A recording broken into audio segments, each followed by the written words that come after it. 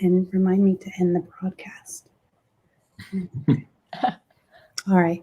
So hello, everyone. You might be logging on. You might have already logged on, but we're going to wait a couple minutes for people to click on our YouTube live link or log on here. Okay, we're good to go. So welcome to the Dream Collective's webinar, Why is Whiteness a Problem? My name is Jessica Krim. I'm here with Zach Fosty, who's an assistant professor in educational leadership and policy studies from the University of Kansas.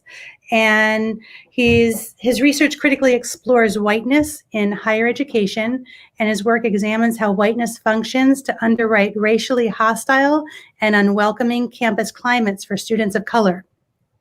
It also investigates the ways in which white college students understand their relationship to race and whiteness. His most recent work scrutinized how whiteness structures students' experiences in campus residence halls.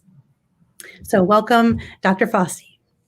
And I'm also here with Lauren Irwin. She is a PhD student in the Higher Education and Student Affairs program at the University of Iowa. Lauren's research critically examines how processes of racialized legitimization shape co-curricular context in higher education, like leadership education. Lauren also has professional student affairs experience in leadership development, residence life, and intergroup dialogues. She earned an MA in Student Affairs Administration at Michigan State University and BA in Anthropology and Education Studies from the University of California in Los Angeles. So welcome, Lauren. Thanks. And so today we're going to be talking about critical whiteness, white complicity. We're going to be answering questions about what's the problem with whiteness. So our first question is, can you tell us a little bit about yourself, what brought you to this work, and what goals you're working towards in your research and your academic career? Lauren, do you want to? Sure. Well, you did a great job giving a bio and kind of an academic overview of where I am. I guess a lot of the reasons I got into student affairs are because of the positive experiences that I had as a K-12 student, as a student in higher education. And I think the more work that I've done to investigate, right, how college affects students, for lack of a better term, has really unearthed the ways that whiteness kind of facilitated a lot of the positive experiences that I had in higher education. And so I think kind of that realization and work to better understand that for myself and as a practitioner has kind of led me on a journey to continually to examine how whiteness works in higher education and more broadly in order to hopefully disrupt that in higher education. So I think a lot about the work of student affairs practitioners and how that shapes student experiences on college campuses. So that's my Spark Notes version. Yeah. Hi, everyone, again. So I'm Zach Fosty. I'm at the University of Kansas. I really come to this work. My journey is probably like many white folks who I think are on this call who are trying to think through the complexities of whiteness. And so in a lot of ways, my journey is pretty unremarkable. I grew up in a small white town and often sort of saw and heard things that, about people of color, places of color, communities of color, that I knew were off or something was troubling, but never really had a critical literacy to name what was happening there. And so through my studies at Western Illinois and my undergraduate work and through my master's at Miami, Ohio, and finally in my doc work at Ohio State, I really began to think more critically about my own relationship to whiteness, my complicity in these systems, even in trying to work against them. And those bios make us sort of sound like experts. And I think one of the things that I really appreciate about Lauren is that I don't think we consider ourselves experts, right? We're really trying to engage in the uncertainty and the humility inherent in unlearning whiteness ourselves collectively, even as we're on this journey. And so I think the place we speak from today is as much about our writing and our research and teaching as it is our own journeys and trying to come to a more critical way of existing in relationship to whiteness. And so in a space I'll be operating from today. So I'm glad to be here and really excited the work y'all are doing at Southern and be able to do this with y'all. Yeah. Great, thank you. And Zach, I'm so glad you said that because I definitely don't feel like an expert.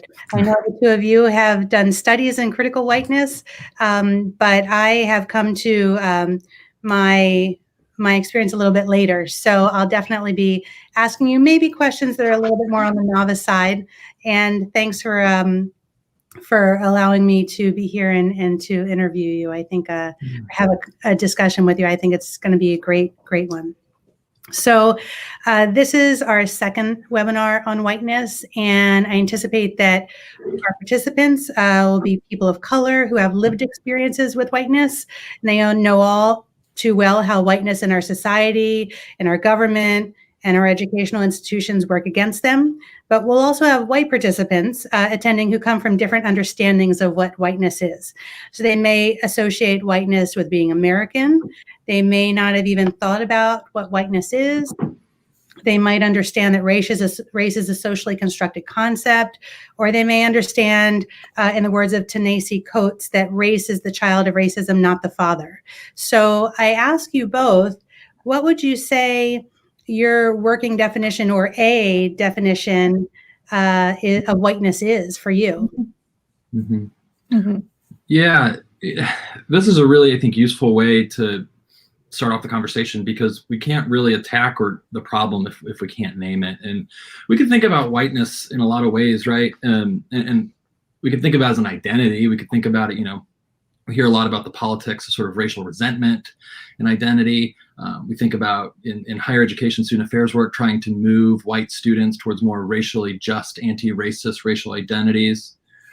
We could also think about whiteness sort of being embodied, but I think one of the more useful ways to think about it in my thinking is like whiteness is an ideology, right? That whiteness sort of shapes the ways in which we white people, in particular, act on the world, the ways in which we see and interpret the world. And so if we think about whiteness historically, it's only come into being relationally against the racial other, and particularly Black bodies. And I think particularly I'll try to orient the conversation mostly towards anti-Blackness and Blackness, given sort of the moment we find ourselves in. But historically, whiteness has been constructed as rational, beautiful, intelligent, orderly, objective, scientific, right? Against the backdrop of racial others, and again, Blackness as criminal, deviant, lacking in self-control, hypersexualized, aggressive. And so I think you sort of have to foreground that history, that whiteness is a real way of seeing and acting on the world that elevates the humanity of white people and our contributions to the world at the expense of Black bodies and other people of color. Toni Morrison sort of talked about whiteness as parasitic for this reason, right? That it draws on people and communities of color. So that's one piece I think about. And the other is, as an ideology, whiteness is sort of fundamentally like ahistorical, right? It's a refusal to know, it's a refusal to grapple with the terror and the trauma that whiteness has inflicted on communities of color. James Baldwin talked about the lie that white people, that we tell ourselves over and over again to justify the status quo, lies about ourselves, lies about Black communities, and lies about sort of the history of this country, in order to justify or remain sort of ignorant about the horrors of whiteness. So I guess I would say, to me, whiteness is an ideology, one, that elevates the humanity of white people, and two, remains actively ignorant to justify the racial status quo. Now, the good thing is the webinar isn't titled "Why Are White People a Problem?" Conceivably, it could be, like we could have that webinar, but it's "Why is whiteness a problem?" And white people can act against whiteness, right? We can't shed our whiteness. We'll always be seen and read as white, but we can act against that ideology that's ahistorical, that buys into that lie, and that elevates the humanity of white people. And so that's sort of my working definition of the way I try to pin down whiteness as an ideology that influences sort of how we move through the world and how we act upon the world. Thank you. Thanks. I really appreciate you grounding this in historical context and kind of the relationality of whiteness. I think, just to echo what you've said, it's, I think, impossible to think about or understand whiteness in separation from anti-Blackness, in separation from colonialism, from capitalism, from all of these things that are operating at a structural level. And earlier this morning, I was revisiting a piece from Sarah Ahmed about, it's called The Phenomenology of Whiteness. And something that really struck me differently this time in reading it was kind of the focus on the embodiment of whiteness. And so recognizing that whiteness is more than white people, but one of the ways that whiteness as an ideology or a structure operates is to kind of facilitate that white bodies fit or can access spaces with more ease, right? Or that belonging in institutions and classrooms at certain jobs and organizations, maybe even in a place like the United States, is predicated upon like bodies taking up a certain appearance, which often is coded in whiteness. And I think that can be linked to things around like gender binary, notions of the gender binary as well, like all these ways to kind of monitor and police and regulate what humanity looks like and should look like. And so I've just been thinking about that a lot as of late. Mm-hmm. I would add too, I mean, I think one of the important links to make is, you know, to Lauren's point, and this idea of like whiteness as an ideology, it's whiteness as an ideology that secures the system of white supremacy, right? So if whiteness is a way of seeing and acting on the world, it normalizes a particular state of like racial domination that is white supremacy, right? And so I think it's helpful to think about how those two pieces exist in tandem, because I know we're going to talk about why it's important to confront whiteness, and the power of whiteness sort of comes from its invisibility to white folks, the way it operates as normative and natural. And so trying to expose the way whiteness functions like this is really critical to confronting like the system that it keeps intact. Great, thank you. So why is it important to call out whiteness, to explain, to focus on whiteness as a research topic and in general? Mm-hmm. Mm-hmm.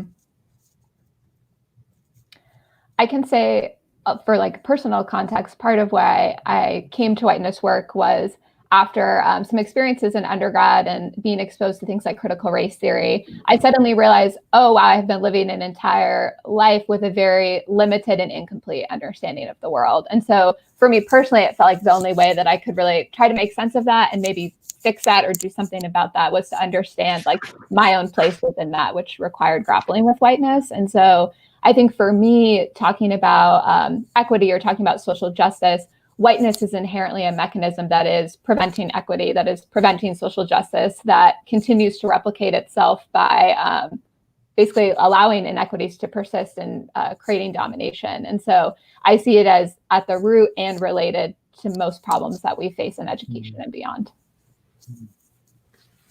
Yeah, I appreciate that response. And I love this format because it really feels like a conversation in a way and sort of building off one another. But you know, I mean, if we're to take the idea that whiteness is sort of the foundation of this political system of racial domination, right? Like, we've got to confront and attack whiteness. Again, there's some people I think get really caught up in this. We're not conflating whiteness and white people. We're not saying it's an attack or a confrontation on white people, but it is a direct acknowledgement of whiteness. And if, you know, so much of how I think about whiteness is this ahistorical way of thinking about the world and the lies we tell ourselves. And so there's a lot of probably overlap or like connections we could make between this presidency and the administration and whiteness.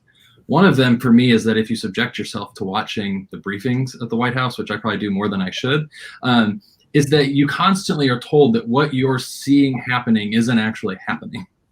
Right? Or what you know to be true, what a president said on tape he actually didn't say. Like, that's to me what whiteness is, right? It's like, no matter what people in communities of color say they know to be true in their bodies and in their bones and in their hearts and their minds about racism and white supremacy and being devalued and dehumanized, whiteness tells them no. Like, whiteness says, you're misreading the situation. That's not true.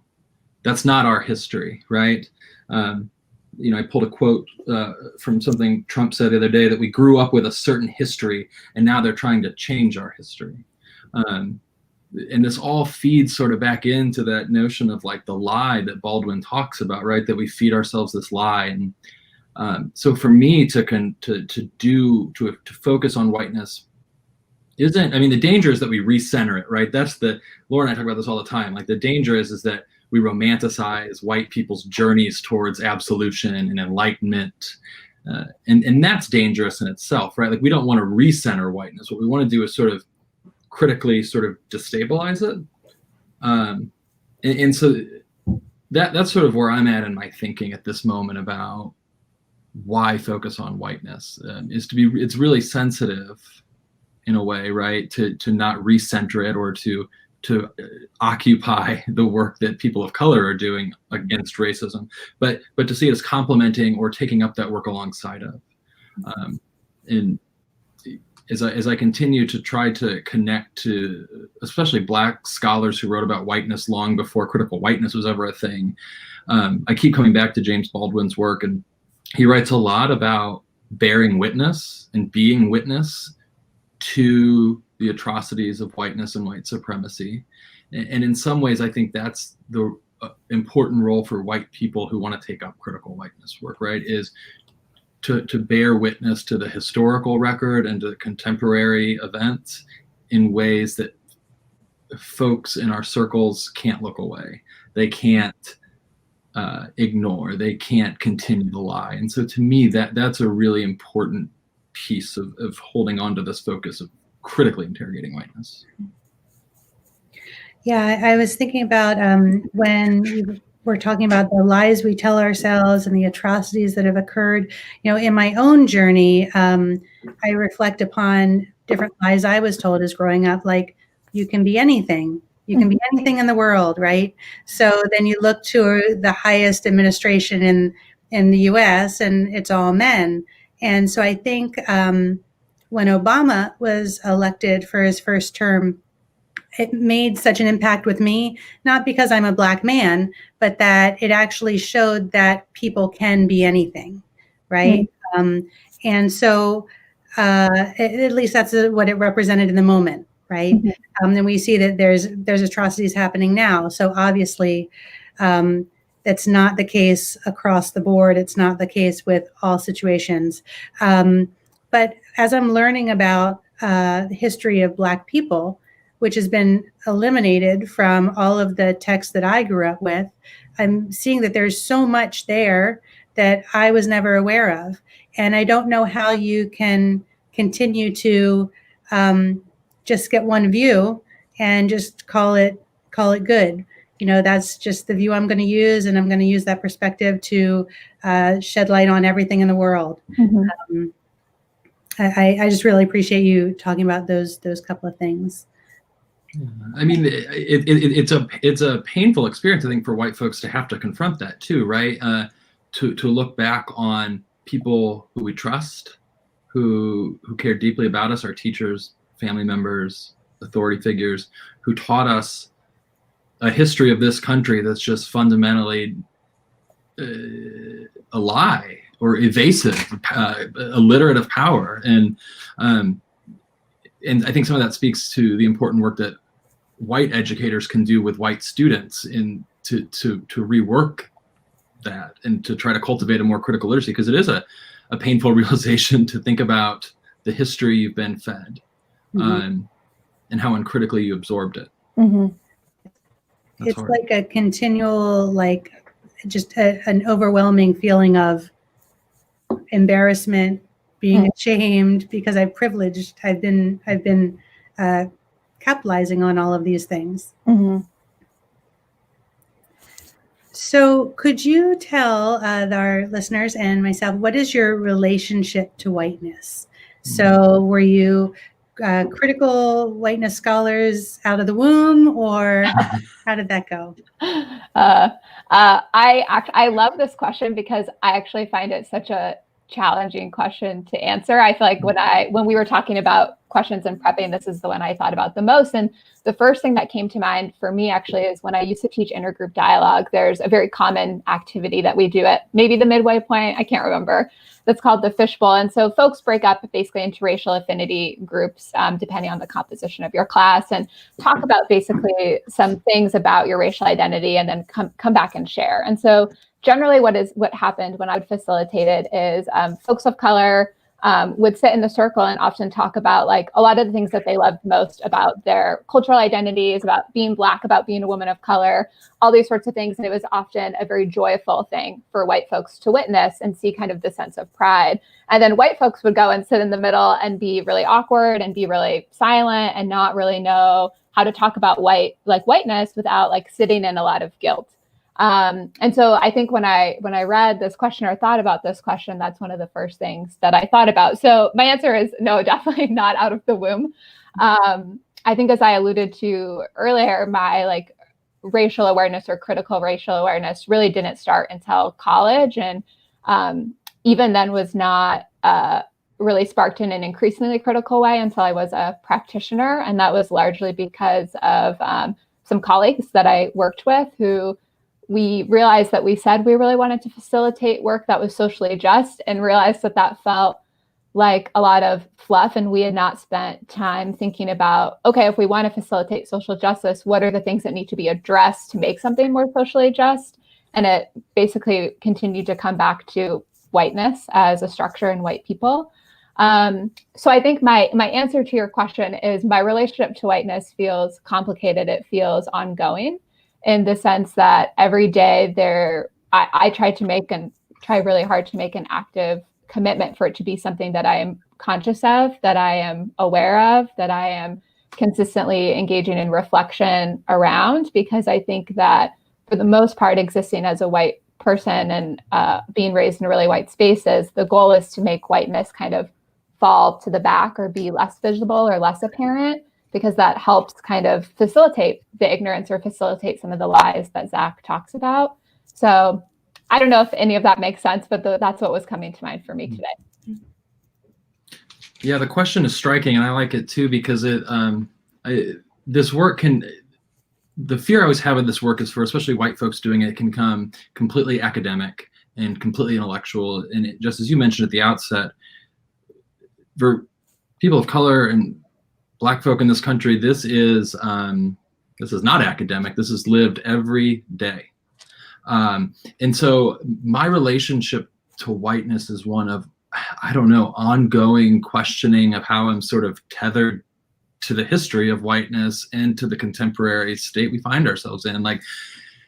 I'll share an example. So my fiance and I bought our first house in March. We bought a house during a pandemic, which I don't advise.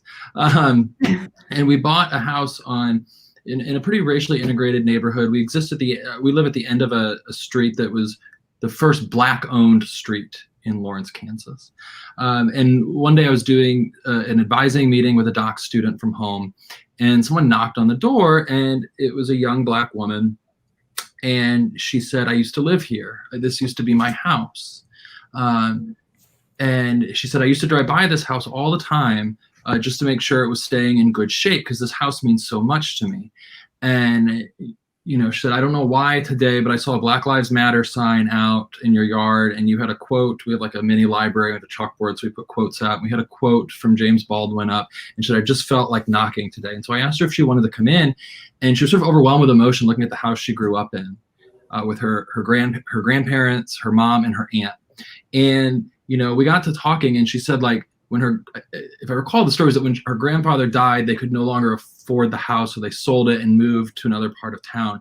And in that moment, I just couldn't help but think about how I'm tethered to histories of whiteness in a way that, if you think about the intergenerational transfer of wealth, who has access to space and place and property, what it meant to be in this home now, knowing the history of that house, that it was built by her grandfather, who was a steel worker in town. That's sort of where I'm at. I'm trying to think to the best I can how I'm tethered to that history, and how she is tethered, and how relationally we exist in the same space in very different ways. In that house being sort of a symbolic and also like a physical place to make sense of this. And so I would hope that, especially for white folks doing this, I've often made the mistake of taking myself out of the equation early on in doing this work. And it's in those moments that pull you back in, right? Like George Yancey, who's a critical race philosopher whose work I really appreciate, he talks about this notion of ambush. Every time us white folks that we think we're out of it, we're ambushed, and we're pulled back in to think about our sort of complicity and our part in the problem. And that moment for me reminded me of no matter how much you study this, no matter how much this work do, you don't get to stand outside of this problem. You're deeply connected to it. And so that's what came to mind, I suppose, when you asked about sort of how we exist in relation to whiteness. Nice. Thank you both. So both of you have conducted research in critical whiteness studies together and individually. And your latest co-authored article, Applying Critical Whiteness Studies in College Student Development Theory and Research, draws conclusions around the work that student development researchers and their approach to addressing whiteness in their work through context, history, and ideology. Can you speak a little bit about this? Do you want me to go first, Lauren, or do you want to? You can go first if you'd like. Okay. You were first author on it, so if you. Yeah, well, it was a really fun paper to write with Lauren because it was much a result of both our own development as white folks and sort of our own pitfalls and follies in trying to engage white folks, especially in anti-racist work. And so essentially the paper is to rethink how we think about how white students grow and develop in college, the practices we use, and also how whiteness sort of shapes environments that deeply affect students of color. But the piece for the paper that's important for me is that, like, oftentimes I think we approach anti-racist education, especially for white students, like a biology or an algebra class, that if you can just have enough content knowledge and we can pack it all into 1 week or a 2-week unit, well, then we can move on to social class, or we can move on to sexuality, or we can move on to whatever the next topic of the class is, or the training module. And we know that's just not true. Like, because it's sort of, that approach to me emphasizes to white students that merely unlearning whiteness is about increased content knowledge. So if you just read Peggy McIntosh's Invisible Knapsack, well, like, you're good, right? And then you stand outside of the problem, rather than continuing to implicate yourself in it. And so some of the, I've seen this in a couple of ways in which we engage white students. So one is white privilege pedagogy, right, is a really common way we engage white students. But we often talk about white privilege divorced from the histories that produce the state of being privileged, right? So I have nothing against Peggy McIntosh's Invisible Knapsack article. It's a great introduction for folks, and it's very accessible, but it sort of leaves white students thinking that if they can just confess or acknowledge that they're privileged, often confess it to the Black and brown folks in the room who will then absolve them, that's the perception, that they're good.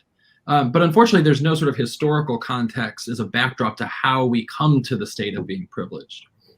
And so Zeus Leonardo at UCLA, I think, has done a really nice job of re-envisioning how you might talk about white privilege. So he sort of re-envisions the white privilege checklist as not only the privilege, but the historical context that allows for that to exist.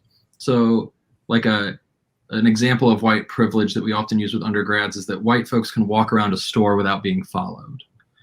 Well, what Leonardo would add is because Black bodies and other bodies of color have historically been framed as criminal and deviant, and this narrative has been placed on them, right?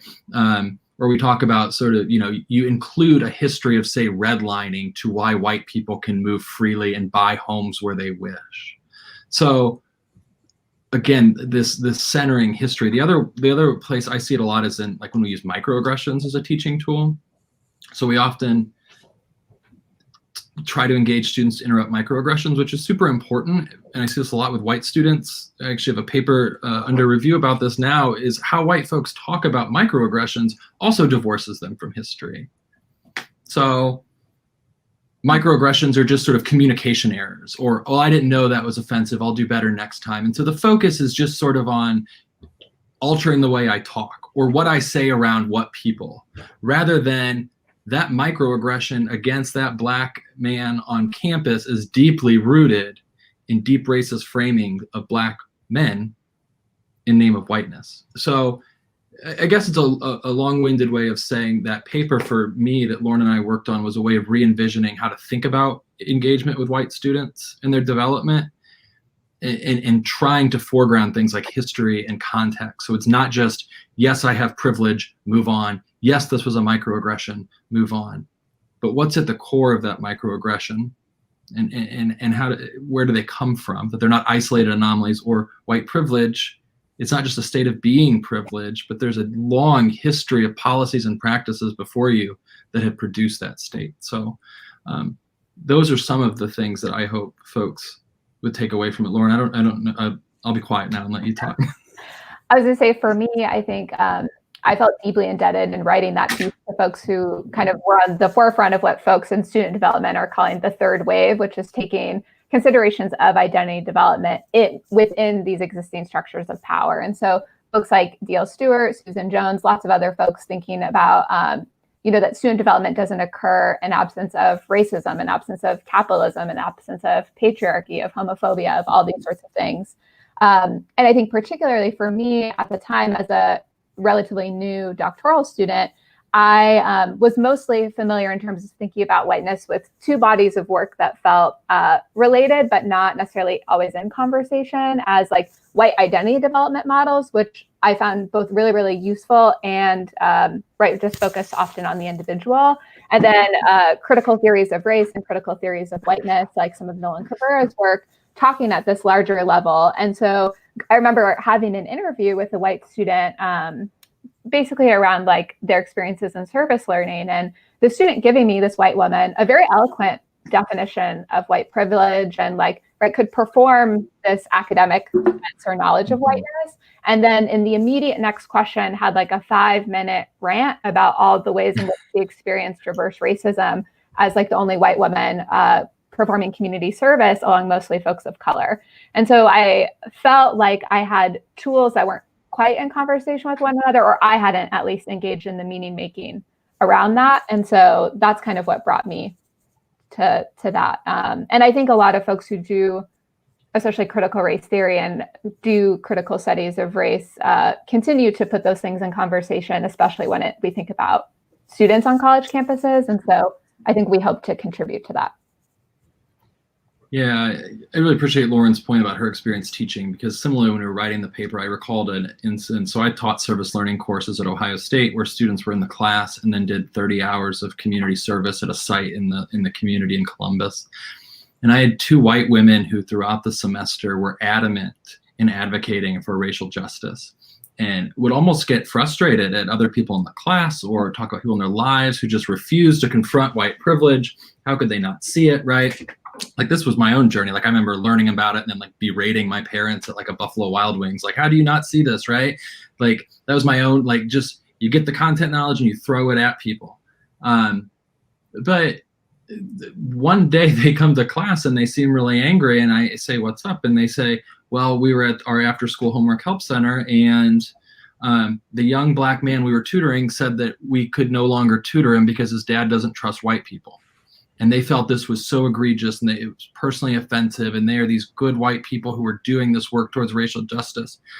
And they were mad and they were angry. And they said it was, sort of like Lauren, they said it was reverse racism. And mind you, this came only a week or 2 after we read Ta-Nehisi Coates' Between the World and Me, which is a letter to his son, right? This is him essentially writing to his son about how to survive in a black body in a white world. And so even after taking in Coates' writing in Between the World and Me, they still couldn't fathom why this black dad was apprehensive about his son being tutored by these 2 white women.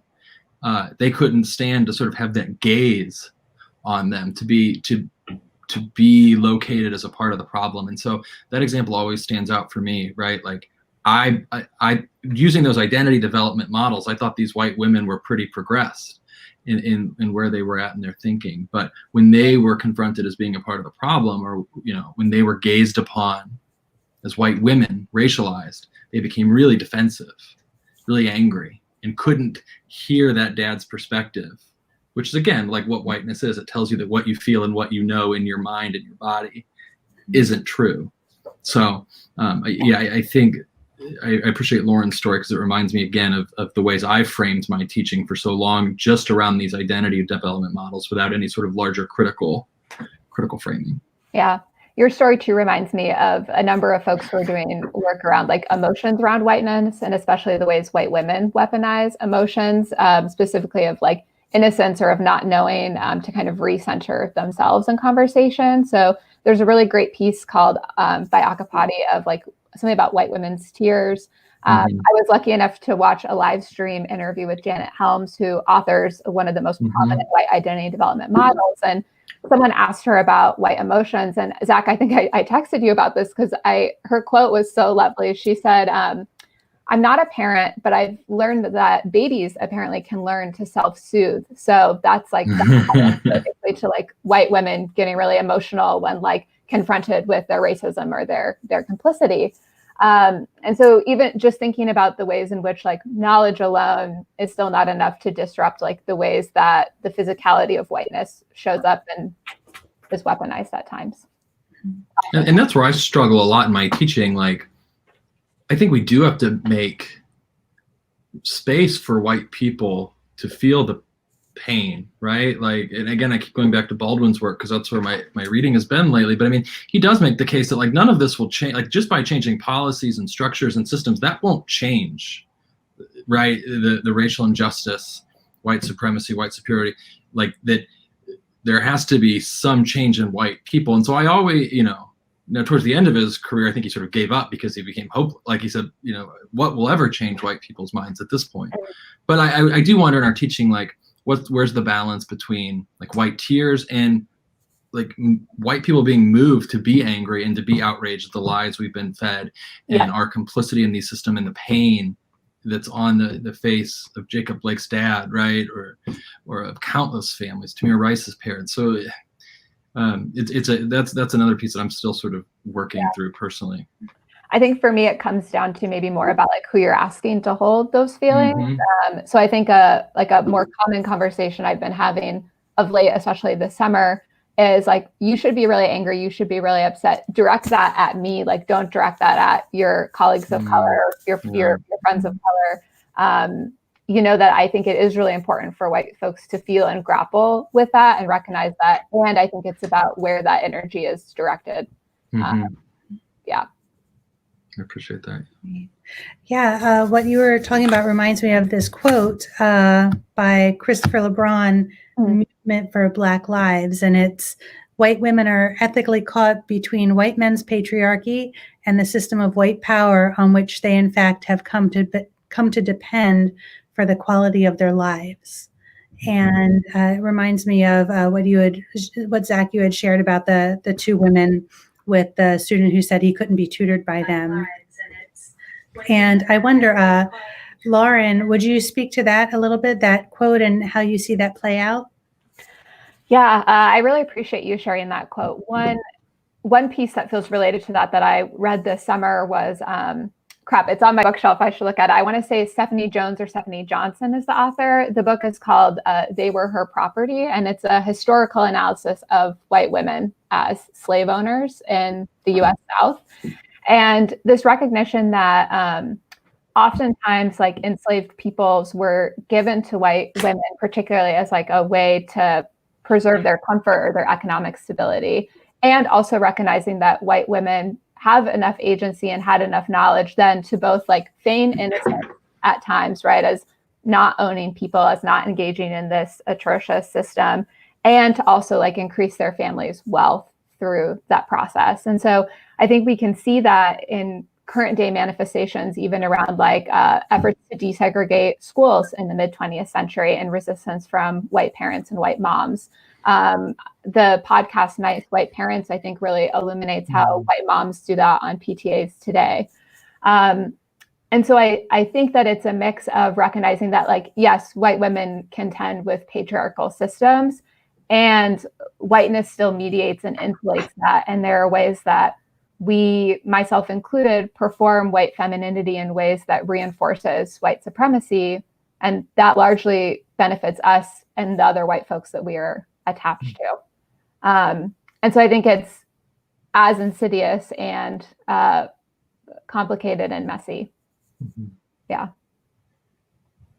Great, thank you. So I think this ties into our next question, which is, what is white complicity and how do you see it playing out in our world? Yeah.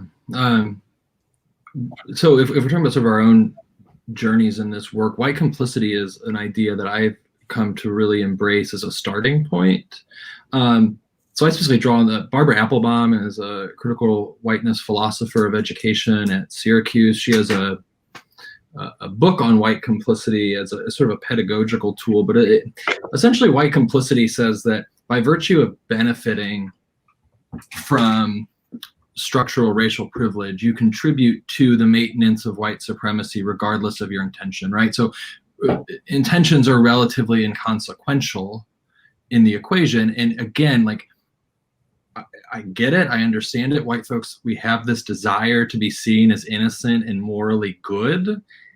And oftentimes the way we teach about racism as an individual character flaw, as personal bias alone fuels that, right? Or by saying, just read this white privilege checklist, acknowledge that you have white privilege, put up a yard sign of Black Lives Matter and you're good, right? Like that fuels this desire for innocence. White complicity says, those intentions are inconsequential. And so it doesn't mean you're doomed, right? But it says that, like, by virtue of benefiting from, you contribute to. So what do we do with that? Well, we should consistently act with vigilance to recognize our complicity, act on it, and try to use that as the starting point, right? Because if you start from the place of complicity, we get away from like the good white, bad white binary. And that seems to be so many people's entry point into this. Who's the good anti-racist white versus, who's the bigoted? And this is like sort of the danger of how we think about racism in like this presidency, right? Is we can point to what's happening in the White House and say that's racism, but it's not here. That's how we think about racism. That it's always, for white folks, it's always somewhere else. It's never here. It's never at our institution. It's never in our department, never at our school. It doesn't reside in me, but it's always somewhere else. And especially this administration offers us like an easy target in that endeavor, right? But so for me, that's why white complicity is such a different way of thinking about this, right? That we are implicated in systems, and it's a system that you don't get to stand outside of the system. Like, it's just not how this works. You can work against it, but you can't take yourself out of it. And that's how I understand the complicity argument. I just wrote a paper that came out in Whiteness in Education, which is a great journal for folks looking to get exposed to more critical whiteness work in education. I wrote a piece about how researchers who do critical whiteness work have to confront our complicity, right? That even in our scholarly endeavors to disrupt whiteness, we still benefit from it, be it what white students are willing to tell us that they won't tell people of color in an interview setting, the way we're heard about these issues, right? So even in trying to disrupt whiteness, how I'm sort of complicit in its perpetuation. So that's for me complicity, and it's been a really altering paradigm for how I sort of think about this work. Yeah, I agree. I think the only thing that I would add that I feel like it illuminates or allows for conversation or conversations that I've been having is this idea of like, not just like using your privilege, but recognizing that through systems of whiteness, white folks continue to be protected and to benefit from whiteness. And so the risks of, speaking out in name of racial justice, of attending a protest, of, whatever number of actions you want to recognize or engage in are much less for white people, physically, emotionally, professionally, than for folks of color. And so using that as like a form of empowerment to like utilize the agency and power that folks have is something that I've been having more conversations with folks about, especially this summer. In Applebaum's book, she gives a really good example of this, and I'm trying to recall how she describes it, but essentially says that like one way white parents try to fight against racism is to move their kids into racially integrated neighborhoods. Mm-hmm. But you are still benefiting from the privilege of whiteness, and that you have a freedom of movement, and that you can sort of feel comfortable in all spaces, or you don't fear your safety by moving to a neighborhood, which isn't the case for Black and brown families, we know, based on residential segregation, right? So that's an example she offers that really clicked with me. Even in our desires to disrupt racism, you're still benefiting from those systems. Mm-hmm. Yeah, great. Thank you both. Can you speak to the difference between individual racism and systemic racism? Yeah, I appreciate this question because I think that it is an important distinction. And I think for me, the connection between the two helps eliminate. So a common pushback I hear is folks, when they talk about things like reverse racism, is to say things like, well, like somebody can be racist against white people, or like a person of color can be racist against white people. I think for me, by understanding the connection between institutional and individual manifestations of racism, that kind of helps understand why that can't be the case. So I think for me, right, like we can think about individual acts of racism as like acting on internalized bias or stereotypes or whatever that might be. So it might be a microaggression. It might be the advocating for a person of color not to be hired in favor of somebody else. You might even code that in language around fit or somebody being more qualified.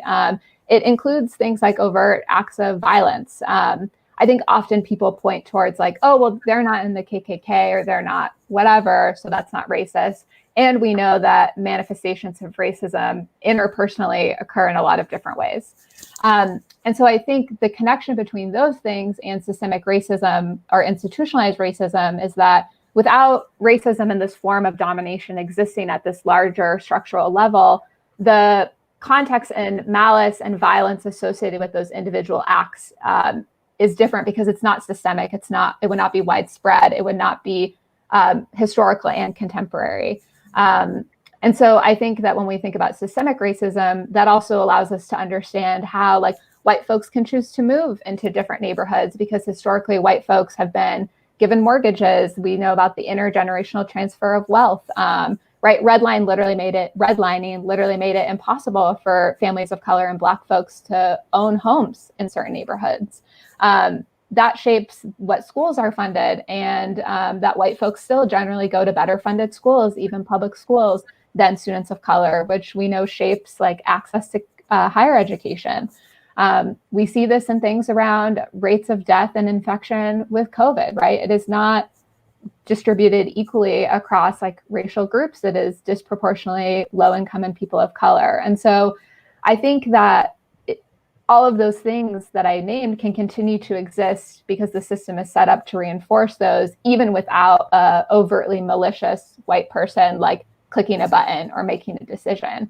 So it, like they reinforce one another and also make it so there are systems and structures that exhibit and facilitate racism even without white people intending for that to be the case, and sometimes even without folks of color wanting that to be the case.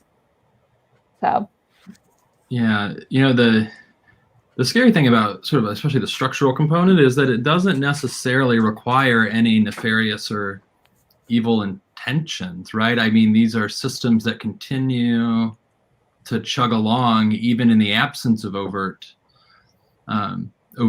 bigotry, right? And so, that's in some ways the danger, like how racist ideas become so baked into the fabric of our institutions that they can exist even in the absence of sort of racial animus. Yeah. And I think Benia Silva's work talks about too, that then the outcomes of these systems we then explain as like natural or inevitable, right? And so things like, oh, well, like, of course, neighborhoods are segregated because folks just like to live with other folks who are like them, right? That negates the historical context. So it's not just an individual's family's decision about where to live, right? All of that is baked into all of these other things as well.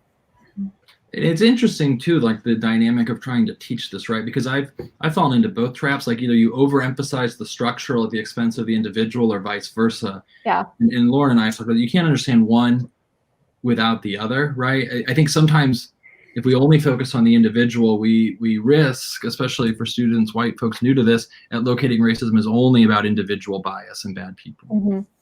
And if you only focus on the structural, then you risk on maybe intellectualizing or making it feel too distant for folks. And so one of the pieces to grapple with, I think, is how we bring those two together in a way that doesn't either intellectualize it too much and make it too much of an academic exercise, or on the other hand, make it just about personal bias in a way that obscures these larger systems. Yeah, or that risks like an essentializing or a deterministic narrative, right? Mm-hmm. And recognizing the ways currently and in the past communities of color and folks of color like push back and resist and create ways to circumvent these things to like facilitate life making and and joy in the face of like this violence and dehumanization. Mm-hmm.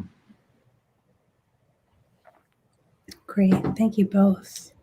So what I'd like to ask you now is one of the things that was on the flyer questions. Have you ever wondered, isn't Black Lives Matter just really reverse racism? Can you respond to that and why that's a myth? Mm-hmm. Yeah. Yeah. You know, I think what Black Lives Matter is trying to do is, we've been having this conversation in our faculty meetings here at KU, is to draw very particular attention to the unique experience of Black folk in this country. And that's why, to me, especially for engaging white folks, you have to understand the history of whiteness and white supremacy in this country, and Black folks' unique relationship to that, right? So this sort of historical amnesia around our education about race relations in this country produces that result that would say Black Lives Matter reverse racism, right? Like, it's sort of a logical outcome if you understand history as it's fed to us. You know, another book I've been really interested in is Henry Louis Gates' Stony the Road and sort of white supremacy and Reconstruction. And he basically details how white folks imposed really dehumanizing narratives on recently freed Black slaves, right? And what he writes about is so consistent with how we frame so many, especially Black men today, as criminal, as dangerous, as threatening, right? All this stuff we hear about who's going to move to the suburbs, right? And that nonsense. And so to me, what I would hope, especially for white folks who are on this call and sort of thinking about this, is what are the conditions that make Black Lives Matter necessary?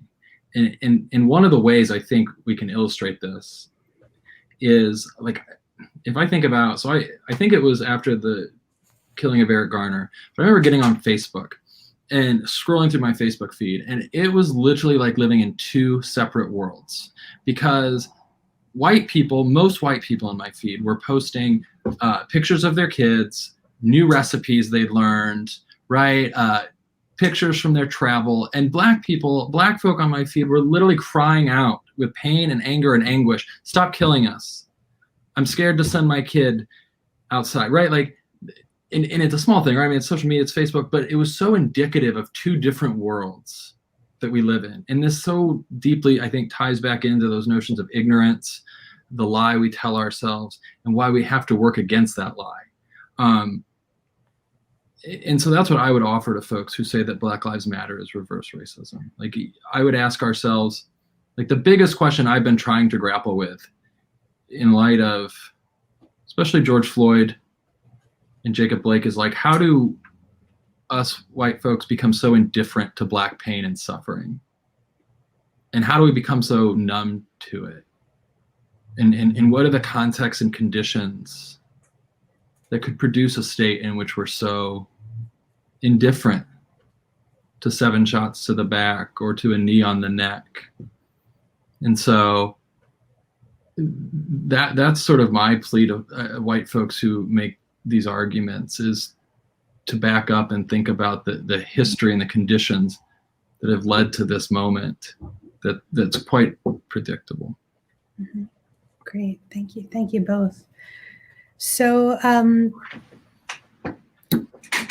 we have a question in the chat window, and I want to encourage our participants to utilize this window for Q&A session. And our first question is, when people bring up Black on Black crime, how would you answer that?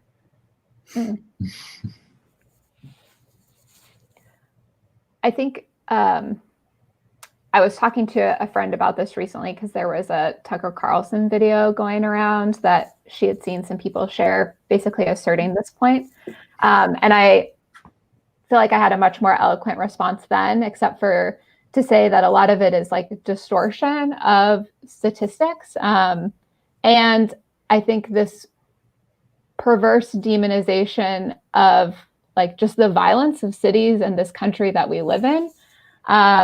And so I guess I often hear people assert that argument as saying, like, if Black Lives Matter, why does Black on Black crime exist? I'm not sure about the context in which this person's asking this question. And so I guess I go back to like structural things of like, what are the structures that have created or like necessitated violence, right? Like in order to access housing, like in order to access resources. And that those structural conditions are often different for white folks, especially like affluent white folks who live in the suburbs or outside of cities.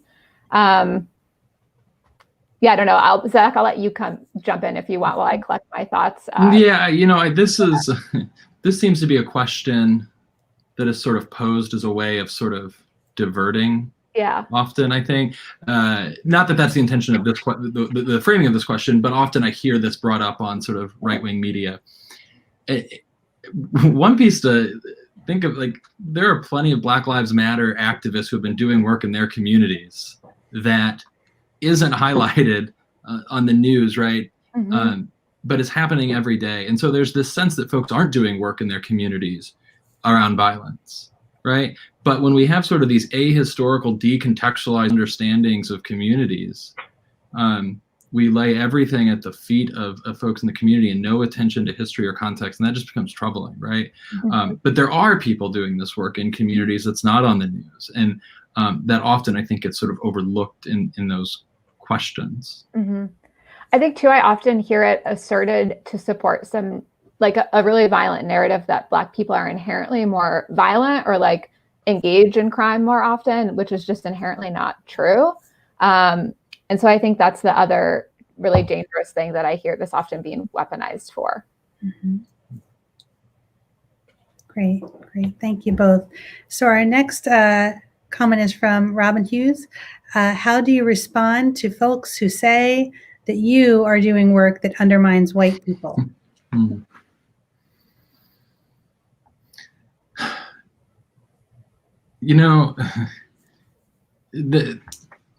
I'm collecting my thoughts on this. So one thing Laura and I talk a lot about is critical whiteness work existed long before critical whiteness was an academic discipline, right? Through the theorizing of Baldwin, Du Bois, like folks have long theorized and critiqued whiteness. And one of the pieces folks like Baldwin and Du Bois made is our worlds become so much bigger when we commit to racial justice, right? We see more people, we love more people. And when, I've sort of heard that argument to an extent, and in the end, racial justice is an act of love. And to me, our worlds and our spheres become so much bigger when we commit to fighting this sort of fight. And again, I'll come back to Baldwin, but I mean, his whole point is that we white folks continually lie to ourselves rather than truly investing in the project of democracy, right? Like truly engaging in a battle for what this country could be. So I suppose that's how I would respond to white folks who think that we're sort of undermining. Well, one, white people hate to be sort of framed as a collective in the first place. Like that's one of the way, right? Like white people don't like to be told there's a collective of white people. Mm-hmm. But I guess that would be my response. Yeah. It's like my response, I don't intend to sound like evangelical or something, but I think along Zach's point, like in order to like have a better understanding of ourselves and understanding of the world and like actually be in relationship to people, like reckoning with this is really necessary. And I won't pretend that it like takes you to some different state of enlightenment. Like I think it's an ongoing tension and grappling and discomfort, and like an ongoing explanation. And I feel like it's a responsibility to continue to engage in that in order to like better engage with institutions and with those that I share space with. Mm-hmm. Yeah. Great. Thank you. So our next question is, for a white person just understanding systemic racism, how do I get across to the truth of our history in the country? Yeah, I appreciate this question because sometimes it's hard to know where to start, because I think I kind of had the realization of, oh, is everything that I learned in school inaccurate, impartial, not true? And I think in some respects the answer is yes, probably. And so I know that I, especially in the era of social media, have been really grateful for, I guess, kind of like the increased access to listen to and absorb multiple perspectives. And so I encourage folks, and I'm happy to share and follow up later. There's like a number of accounts that I follow that I think really share valuable and critical perspectives on current events. And I encourage, especially if you're a white person, engaging with like an Instagram account or a Twitter account of Black folks or other folks of color doing that work, to take that from a place of like learning and engagement, and not to like outreach and continually ask them questions and like put that labor back. So I think that's a really important point. And then, as much as I hate to just like generate another reading list of various things, I think, as Zach has mentioned, really engaging with and reading like historical works from scholars of color, especially Black folks in the US, also helps illuminate that in a way that white histories don't. Yeah, I think our natural inclination as white folks who want to unlearn this stuff is to go read other white folks. And so maybe I'm undermining Lauren and I's case by saying don't read white people right now, but like, make space for the Robin DiAngelo work should you wish. But there's something to be said about going, like, I think some of the most powerful ways that I've been moved is reading, especially Black authors who are speaking directly about whiteness. And that speaks to me and moves me in a way because it feels like it's speaking to me and about me. So Michael Eric Dyson's Tears We Cannot Stop is a sermon to white America, and it's a powerfully moving text about our complicated relationship with history. Baldwin reading Bell Hooks's talks about whiteness as a form of terror in the Black imagination. Reading these authors who speak sort of directly to us. George Yancey's book Backlash is perhaps one of the most powerful pieces I've read that tries to push white people to think more critically about our history.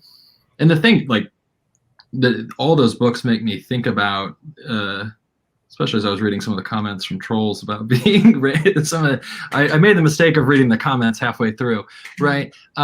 It is that throughout history, Black folks and people of color broadly have been incredibly forgiving of white folk and patient with white folk, right?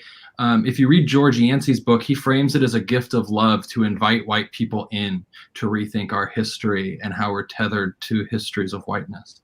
And so, sometimes I think white people, we get really defensive and say, I don't want to read, I'd rather stay safe, maybe read white folks who write on this, but to hear it from Black folks who have lived this and who speak directly to whiteness and who do so really as a gift to white people and as a way of inviting us in. And that's how Yancey frames his book Backlash about whiteness in America.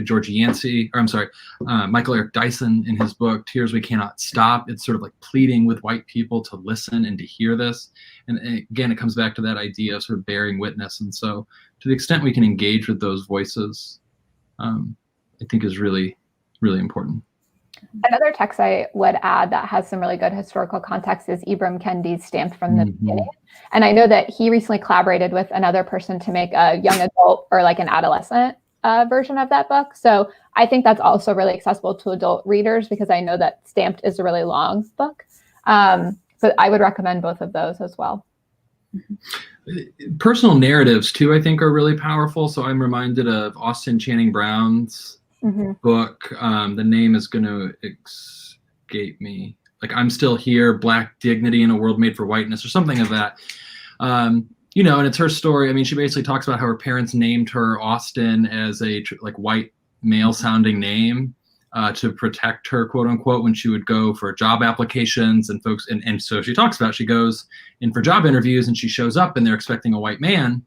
They see a Black woman, and I've used her readings in class, and I've found folks really connect with it because it's so moving, and it does this nice job of sort of weaving history and personal narrative in. Another really, I think, great resource. And for all of our participants, we will have a resource list at the end that will highlight So if you're frantically scribbling down all of these different titles, we'll have a list provided to you. All right, so our next question is, how do you handle the verbal violence from white people, like being called a race traitor? I think that's real and that will happen.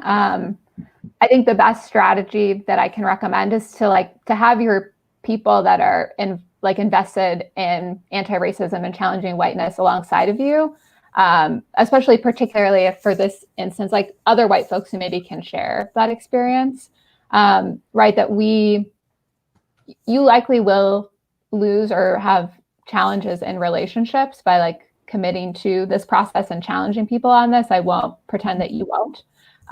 And I think it also opens up possibilities for new, better, stronger, more authentic relationships as well.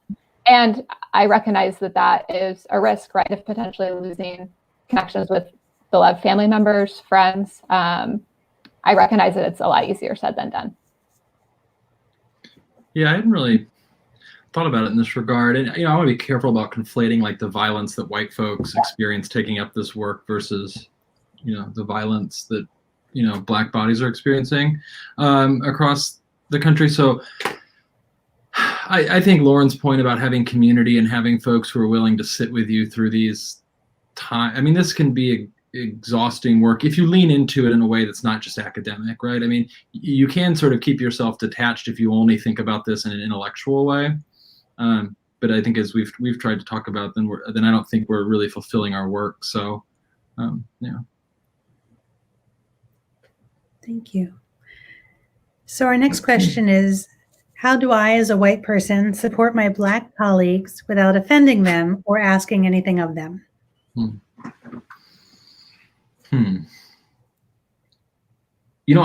Both as a teacher and a colleague right now, I've been trying to walk this really fine line about how much checking in is enough, because there can be sort of this performative need to be seen as the white person who is down with the cause. And I've had this conversation with colleagues that, I don't know if the Black folks in my life want to constantly be asked how they're processing the latest police shooting, right? Because then you constantly feel like you're having to respond to these messages. Or if students of color come to class and want to discuss this, or if they just want a space of normalcy to have class and get away from it. And so that's a tightrope that I don't know I have an answer to, other than trying to feel out individual relationships that are hopefully built in trust. And I'll say that, I sort of expect people of color to be skeptical of white folks doing this work, until we prove otherwise. And so I'm trying to figure out how do you support folks without burdening them. It almost reminds me of like if a loved one of yours dies and you're at the reception and you feel like you're comforting everyone who comes through the reception line, right? Like you're the one sort of mourning the loss of your loved one, but everyone has come to see the visitation, and you find yourself comforting. Sometimes I feel that's what we're putting on our Black colleagues and students by checking in so much that we're sort of making them constantly reassure us. So the answer isn't don't check in, but I just think it's really on an individual basis with relationships with your colleagues or students. Lauren, I don't know if you have thoughts. The only thing I would add is, are there ways that you can provide options, right? Because like you at the end of the day don't know exactly what your friend or your colleague is feeling or what they think is best. So, maybe check in and saying like, hey, do you still feel up to having this meeting today? Like happy to reschedule it, right? Like, allowing them to make the choice. If you're a teacher, I'm thinking about ways in which like racial affinity groups, maybe even on breakout rooms and Zoom, can be useful to just provide like a 10 to 15 minute check-in, or thinking about what could be done optionally or asynchronously. And I think too, if you are working alongside folks, are there ways that you can offer of like, hey, I know we have this big project coming up. I'm happy to do this that I know you're working on, if that feels good to you. If not, like, that's totally fine. And seeing like, are there ways that you can offer energy that is not an assumption of how people are feeling, and like continues to affirm folks' agency? Yeah, I appreciate that. Great. Yeah, thank you. So while individual what we were talking about on the individual most recently, there was recently on Saturday morning a release where our administration sent a memo proposing to cut federal funding for research programs that involve critical race theory, anything talking about white privilege. Then it ventured into the 1619 Project, being taught, stopped being taught in schools. Can you speak a little bit about that? Like, what were your responses when you saw that initially, and how has that been processing it over the last week? Yeah. My first reaction is, thank you. The 1619 Project is something that was on my mind with questions about resources that somehow escaped me. So I actually really want to elevate and recommend the 1619 Project for the person that asked about resources for learning about history of the US. My immediate response was anger and also not surprise, because I think, right, living in a society, in a country that is mostly based on and rooted in the protection of whiteness and white supremacy, anything that exposes that is inherently threatening, right, or seen as dangerous. And so I think especially with like visible protests with an election coming up, it feels unsurprising that this would be brought into the center in a way to try to demonize and make the actual history of the United States seem dangerous and radical. That was my immediate reaction.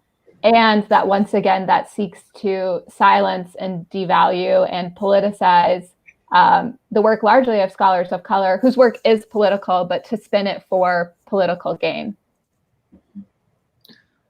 Yeah, I mean, my mind instantly went to sort of this webinar and, you know, the work we're trying to do. And I mean, if we think about this conversation we've been having about history, right, like CRT is more important now than ever. And it does feel like there is this energy that folks are having in this country about looking back on our history. And CRT is a central way to do that, right? Like, not only look back on our history, but to provide folks with a structural literacy, a critical structural literacy to name and to have the tools to fight against these systems. And you know, like one of the things I've been thinking a lot about in my reading and writing lately is sort of the difference between a CRT approach and sort of a diversity approach. And what it sounded like was that CRT was going to be scrapped because it was divisive, or would be forbidden because it was divisive. And you know, the problem with so many of the ways we conceive of like corporate diversity trainings or like these really surface level university diversity trainings is they're void of any really critical attention to underlying systems of power. Like, we spend an hour, we spend 2 hours talking about celebrating difference without any attention to the systems that make difference significant in this country, and how from those differences come the allocation of resources and opportunity. And so, you know, that desire to get rid of CRT isn't like isolated or an anomaly, right? It's very much in line with this unwillingness, again, to like grapple with our history and to confront it. And it's much easier to, you know, there's a piece by that talks about, that I've recently read, that calls diversity his happy talk, right? Like, let's just all get along. We're all different, and by virtue of all being different, we're really all the same. So let's celebrate our differences and try different foods and try different cultural customs. That has nothing at getting at the heart of systems and structures and policies. And that's what CRT does. And now more than ever, we need an approach like that. Not, I mean, I'm all for multiculturalism and learning about difference, but without an attention to this critical literacy, we really don't have the toolbox we need to proceed right now. Mm-hmm. I also worry that folks are equating any mention of white privilege to the work of critical race theory. Like, critical race theory work has a very long and deep history, especially from legal studies in the US. And so that is very different than just talking about white privilege. And so I think too, I worry that folks are going to see anything that acknowledges that like racism exists, like even diversity training, and label that as CRT, and that will also dilute the value of what CRT work is and continues to do. Mm-hmm. Great, thank you. So reminded back of your conversation a little bit about what happened in Kenosha and how white people tend not to see Black pain. So we have a teen with a gun in Kenosha was treated as celebratory, even though he walked into a crowd and shot people, while Jacob Blake, a Black man, was unarmed when he was shot 7 times in the back. So I wonder if you can speak to this example as being an example of how, and societies, I guess, largely white society's response, or potentially white society's response to this incident, and how it plays into white people's ignorance of Black people's pain. Mm-hmm. I mean, if we go back to those early conversations we had at the start of our time together, right, about whiteness as this ideology that shapes how we see the world and act on the world. I mean, his ability to sort of walk towards the police with a firearm around his neck is like the literal embodiment of the perception of whiteness as innocent, as good, as unthreatening, right? Because I imagine many of those police either saw themselves in him, related to him, saw him as more human, right? And so, I mean, I remember when we were planning this webinar, we talked about, I mean, that image, as much as anything, is sort of whiteness embodied, the ability to sort of, I mean, we can't imagine what that would have been if it was a young Black man who was walking with a gun like that, right? We just have to look at Tamir Rice. And so, I mean, that's sort of my initial thinking on that, right? That is emblematic of the innocence placed on white bodies that Black bodies are not afforded. I'm thinking about some discourse that I observed on social media over the summer of folks, right, sharing statistics of the disproportionate number of Black folks, including Black women, Black, queer, and trans folks who are killed by police every year. And some white folks being like, yeah, well, white folks are killed by police too. And it's like, yeah, aren't you angry about that also? Like, shouldn't that also piss you off and like infuriate you? And so it feels like a desensitization in a lot of ways, but particularly as you are naming, to the value and the loss that comes with the loss of every single life, like especially at the hands of police violence. And then what it means when that is replayed and retweeted and shown on the news, like the videos of people literally dying and being murdered, that is shown for weeks. And that it comes up on Instagram and on social media and on Twitter, right, even without you clicking. And the ways in which clearly so many of us continue to see that, right, and like move on with our day, move on with our whatever, and then or even in this case, to see that and decide that the problem is not that somebody died, the problem is that people are upset that this man was shot. Yeah, and it's upsetting, and I think it's an important illustration of where things are at.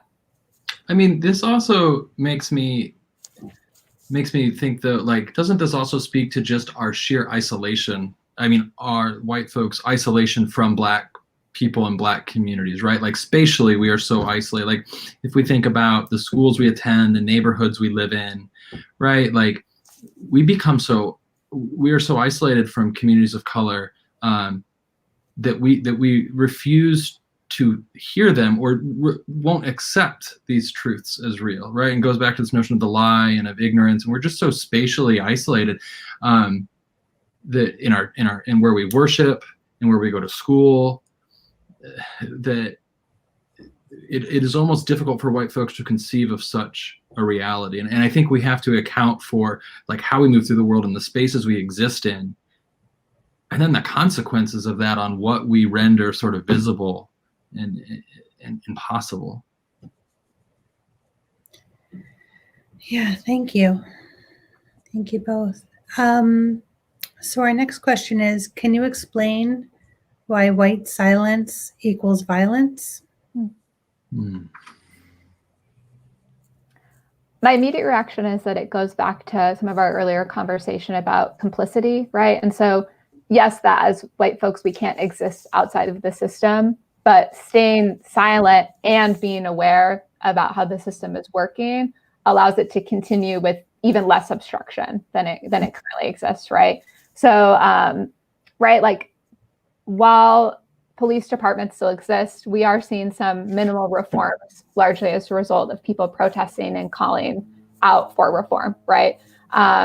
We do see, like, at colleges and universities, departments that take like slight changes maybe in admissions policy in terms of considering the GRE, like things that I'm not pretending that solve racism, but only have happened because folks have spoken out. And I think, unfortunately, given the dominance of whiteness, a lot of times those things only happen when white folks see it as in their best interest, right? This notion of interest convergence. And so I think it's important in organizations and families and whatever settings that white folks have power and influence to think about how you utilize that power and influence, hopefully to amplify the things that folks of color have been pointing out and speaking about for decades, weeks, months, hundreds of years. Because we also know that white folks will sadly listen to that differently. And so I think about it in terms of a responsibility once you are recognizing something or understanding something, like, what do you do with that knowledge? That's my response right now. Great. Yeah, I mean, it brings me back to that language of sort of bearing witness, right? Like, how do we bear witness and make this visible in ways that folks can't look away? And I think we can probably all, the white folks on this call, can reflect on times in which we remained silent, right? And didn't speak up, or didn't push back in a meeting or at a gathering or in our family or with our loved ones. And so this white silence is violence. I mean, we talked about with structural racism, we don't need any sort of explicit nefarious racist behavior to keep those systems going. So our sheer complacency with it, right? Our sheer willingness to just go along with it rather than push back. Like, that's often where my mind goes too, with this idea of white silence equals violence. Okay, last question. Can you discuss your experience doing critical whiteness work within the academy? Yeah. I mean, it's largely been the focus of my research, but I sort of, again, I try to remain sensitive to the best I can that, like, this work shouldn't be seen as overtaking the CRT work we talked about earlier, critical multiculturalism work, that in some ways it's meant to complement it or to work in tandem with it with the same end goal from a different entry point. I've increasingly, I've typically thought about whiteness in relationship to students and how it shapes sort of like how white students exist in relationship to whiteness, the extent to which they can grapple with history or to which they can see themselves as complicit. Increasingly, I'm interested in how whiteness shapes space, right? So if you endeavor to study whiteness, one thing I'm thinking about more and more is, one, we can study whiteness without studying white people or white privilege, right? We can really, and we need to theorize how whiteness shapes space. There's a lot of good work in K-12 literature on how whiteness shapes space and place. Not as much in sort of Lauren and I's discipline of higher ed, some, but not nearly as much. So to the extent I sort of understand this question, I think there's a real importance of sort of thinking about the utility of critical whiteness work and where it falls in tandem with other approaches. And also that if you want to do critical whiteness work, it doesn't have to just be about white people. We can apply it to space and place, policy, and how whiteness functions in those venues as well as how whiteness relationally constructs people and students of color as deviant and dangerous, as outsiders on their own campus, right? Like, that's like, we can also use this work in some ways to examine the environments that shape the lives of students of color. And that's largely what I was doing in that residence hall study, is how whiteness shaped these spaces that conceivably should be home for students of color, where they sleep, where they eat, where they get to know people. But even in those places, whiteness bears down in a way that makes those places at times unwelcoming and tenuous. So I guess I think mostly about the ways that, right, I show up in the academy as a white woman, and the ways in which that is often seen as welcoming or friendly or not threatening. And thus, doing whiteness work, I don't, in what ways am I rewarded for that very differently? If I was a woman of color, a trans person doing this work, yeah, and a lot of like my embodiment affords privileges and therefore access to and support in doing this work that other folks who study race critically frequently get pushback from, right? And so even when I go to conferences and present about this or engage with students in the classroom, or as a student affairs professional, when I used to facilitate a lot of workshops, like, sure, I get critical questions and pushback, but it is nowhere near the amount of like vitriol and hatred and like ways that folks' work is demeaned or threatened compared to like my colleagues of color, especially women of color and queer folks of color in the academy. And so I think that makes me it makes me very uncomfortable. It makes me frustrated. And I'm continuing to think about, like, is critical whiteness work always the best position for me to facilitate social justice? Are there ways to critically examine whiteness that, as Zach said, don't just focus on white people? And I think that the work I'm moving towards considers whiteness more at the structure and thinking about and centering the lives of much more diverse constituencies, including like staff and faculty of color as well. That's my short answer to that question. I just want to, this is one of the reasons I really appreciate how Lauren approaches the work, because this is so hard to sort of unpack in like a positionality statement in a journal article, right? And typically these positionality statements say, I reflected on these identities, this is why I asked the question, and it's on to sort of the results. It requires so much sort of unpacking to think about how we're entangled in whiteness and the whiteness work we do. That's what led me to write that paper in Whiteness and Education about, you know, like so in our research methods courses, we're always trained to say build rapport with participants in interviews. And I spent a lot of time trying to construct a really good interview protocol in my dissertation, but I was left wondering if the rich data I got was not about my training or my good job at building rapport, but just because I was white, and then I benefited from being white in the interview, right? So, and it has led to many publications. It led to a dissertation of the year. But the data I got, like, one, it wasn't as emotionally taxing, sort of as what Lauren said, as it is for students of color. And the sheer responses I got were in some ways a product. I mean, I remember one participant said, I wouldn't say this around a person of color, but, right? So like, those are the things that I hope for white folks who want to do this work in the academy, that we really sit and grapple with.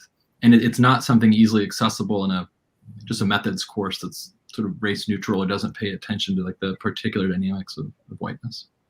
Mm-hmm. Great. Thank you both. So we're nearing to our closing time, and I wanted to say thank you both for the work that you do in the world and the time that you took for this panel discussion. It was really an honor listening to you talk and learning. You see at the bottom of the screen, you can get more information, and we'll be posting a resource list that we promised earlier in the session. Stay tuned for future webinars. We have one coming up on the 21st of September called Leaving and Professing While Black. And also keep an eye out for our podcast on Spotify. The first episode came out today. It's called Blacktivism in the Academy. And Lauren and Zach, Jen, who is our person behind the scenes, putting all the captions up, filtering through all the bots as they came in. And thank you also to the rest of the the Dream Collective. So Lauren and Zach, would you like to say any closing comments, or just wave?